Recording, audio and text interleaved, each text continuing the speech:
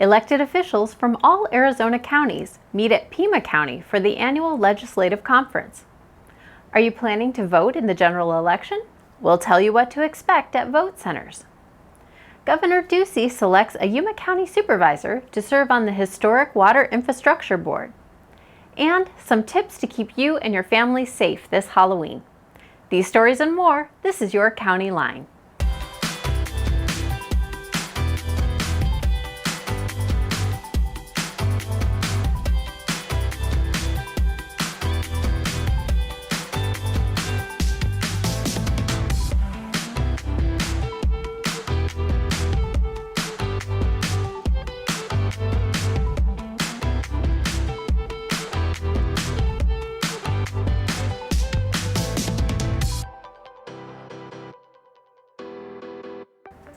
County supervisors from all over Arizona recently reconvened in Pima County for one of the most important gatherings of the year.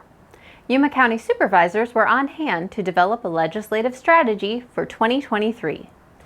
Held by the Arizona County Supervisors Association, the majority of the two-day summit was spent conducting intensive meetings designed to focus all 15 Arizona counties' unified position to present to the state legislator during the upcoming legislative session. One of the great strengths of this organization and all of us coming together is the sharing of ideas and working together to forward our communities as a whole. Your county government relies on the state funding for state-mandated services provided by counties. Once a county understands that unity brings strength, and you understand that your issues may be not just the particular issues, there could be issues throughout the whole state, then it behooves us to sort of get together and discuss them so that we can find a solution that applies to everyone, not just to your county. During the legislative session, a lot of attention is paid to the development of the state budget, making sure they are not holding back or cutting funds from the counties they are directing to provide certain services. I think for Yuma County to be part of this is crucial, so we can know what's going on not only in our county and not in every other county, but across the state, and just making sure we are top of mind for all the sponsors here, for all the people here when it comes to investment across the state of Arizona. What will happen during the upcoming legislative session is anyone's guess, but one thing is for sure. The County Supervisors Association's Legislative Summit was well spent aligning Arizona counties. Election Day is approaching fast, and we want to give registered voters an idea of what to expect at vote centers on Election Day, November 8th. When entering the vote center, registered voters will present their photo identification or other combination of valid identifying documents to a poll worker to be checked in to vote. This is where voters choose to vote using either an electronic ballot marking device or a paper ballot. Once the voter has made their choices, they will insert their completed ballot into the tabulator before leaving the vote center. Early voting is happening now at our downtown Yuma location through Friday, November 4th. Early ballots can come back to us in several ways. You can mail them through the U.S. Postal Service. We recommend that you drop that ballot into the mail no later than 1 week before the general election. You can return them to any of our 6 Dropbox locations throughout the county. You can bring them into our office downtown, or you can drop them off at a vote center on Election Day. You can visit the Election Services website for a full list of Election Day vote center locations.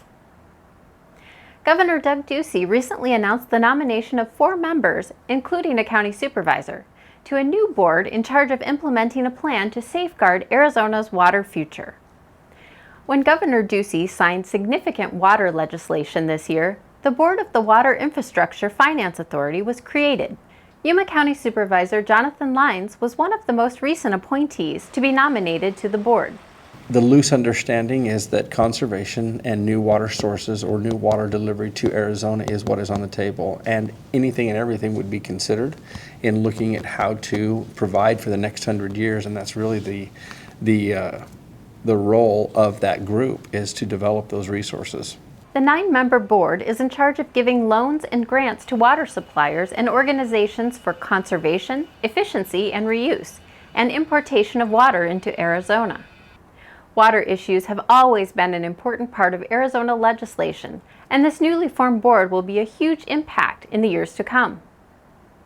It may not come as much of a surprise, but pedestrian injuries are the most common of injuries for children on Halloween.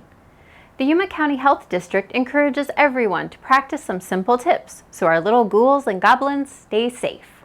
With young ones walking the streets and all of the commotion going on, here are some tips and thoughts to remember when it comes time for trick-or-treating. Consider keeping children under 12 supervised, no matter where you are trick-or-treating.